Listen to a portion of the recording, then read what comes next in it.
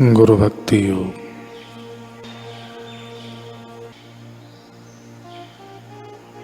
सयाने मनुष्य को चाहिए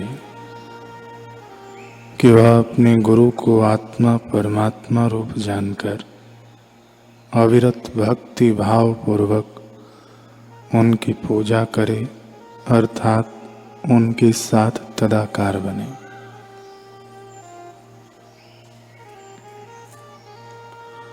शिष्य को गुरु एवं ईश्वर के प्रति सन्निष्ठ भक्ति भाव होना चाहिए। शिष्य को आज्ञाकारी बनकर सावधान मन से एवं निष्ठा पूर्वक गुरु की सेवा करनी चाहिए और उनसे भगवत भक्त के कर्तव्य अथवा भगवत धर्म जानना चाहिए। शिष्य को ईश्वर के रूप में गुरु की सेवा करनी चाहिए। विश्व के नाथ को प्रसन्न करने का एवं उनकी कृपा के योग्य बनने का सुनिश्चित उपाय है। शिष्य को वैराग्य का अभ्यास करना चाहिए और अपने आध्यात्मिक गुरु का सत्संग करना चाहिए। शिष्य को प्रथम तो अपने गुरु की कृपा प्राप्त करनी चाहिए और उनके बताए हुए मार्ग में चलना चाहिए। शिष्य को अपने इंद्रियों को संयम में रखकर गुरु के आश्रय में रहना चाहिए। सेवा साधना एवं शास्त्राभ्यास करना चाहिए। शिष्य को गुरु के द्वार से जो कुछ अच्छा या बुरा, कम या ज्यादा, सादा या स्वादु खाना मिले वह गुरु भाई के अनुकूल होकर खाना चाहिए। स्वामी श्री अखंडानंद जी महाराज कह रहे हैं कि यूं तो प्रत्येक ज्ञान में गुरु की अनिवार्य उपयोगिता है, परंतु ब्रह्म ज्ञान के लिए तो दूसरा कोई रास्ता ही नहीं है। गुरु के बिना उपासना मार्ग के रहस्य मालूम नहीं होते और न उसकी अड़चनें दूर होती हैं। जो उपासना करना चाहता है वह गुरु के बिना एक पग भी नहीं बढ़ सकता। गुरु के संतोष में ही शिष्य की पूर्णता है।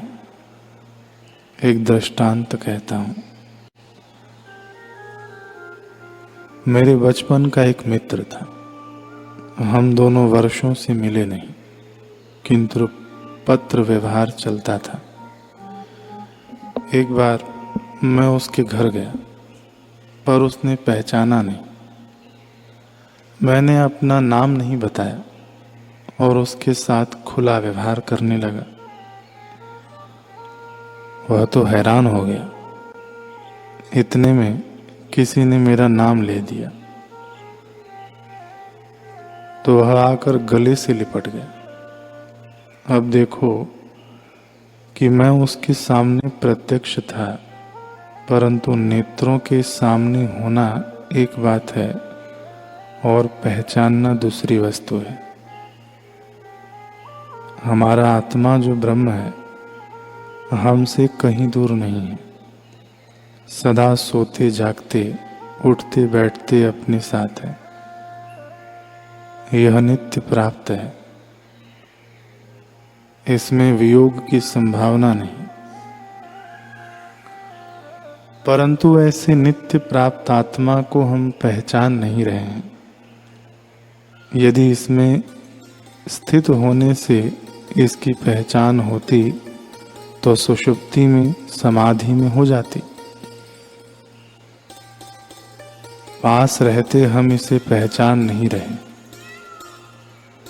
तो बताने वाले की आवश्यकता है। जब तक कोई बताएगा नहीं कि वह ब्रह्म तो तू ही है, तब तक उसका ज्ञान नहीं होगा। उस ब्रह्म को आत्मरूप से जानने के लिए साधन संपन्न जिज्ञासु हाथ में समिधा लेकर श्रोत्रिय और ब्रह्मनिष्ठ गुरु की शरण में जाए। सद्गुरु प्राप्त हो जाएं, तब क्या करें?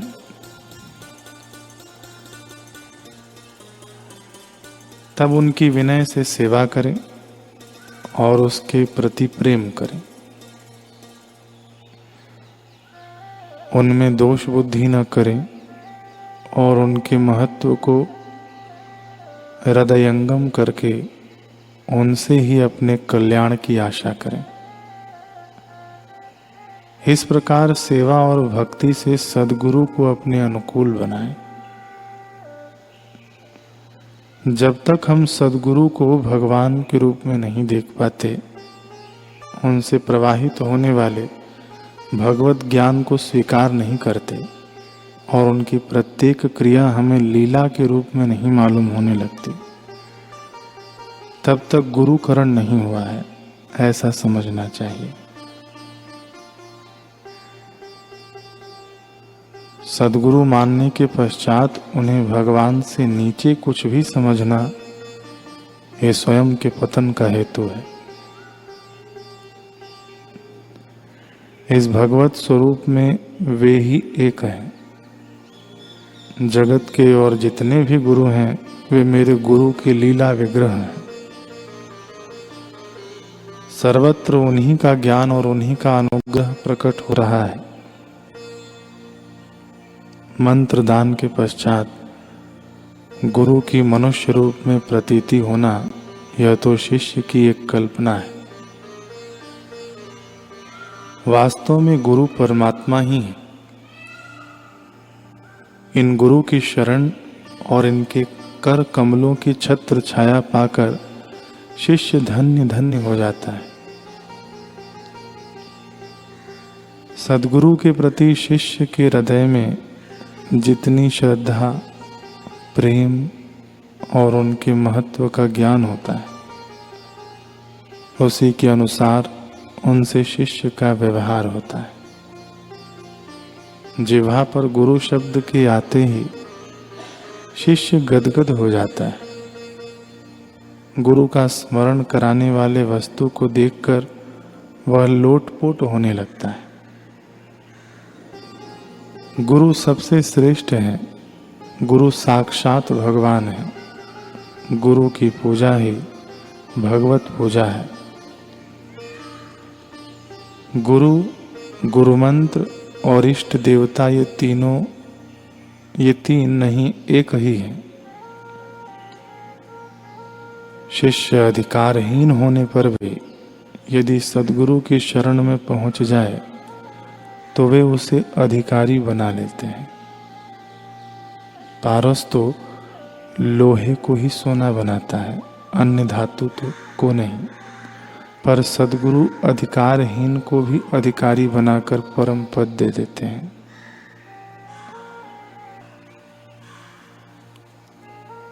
प्रश्न है कि जिस शरीर से सद्गुरु की प्राप्ति हुई है, उस शरीर के प्रति अपनी कृतज्ञता कैसे प्रकट की जाए?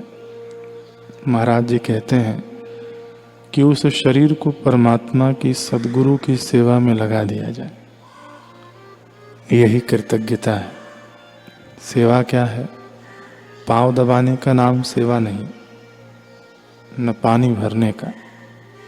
उनके विचार में अपना विचार, उनके संकल्प में अपना संकल्प, उनकी पसंदगी में अपनी पसंदगी मिला देने का नाम सेवा है।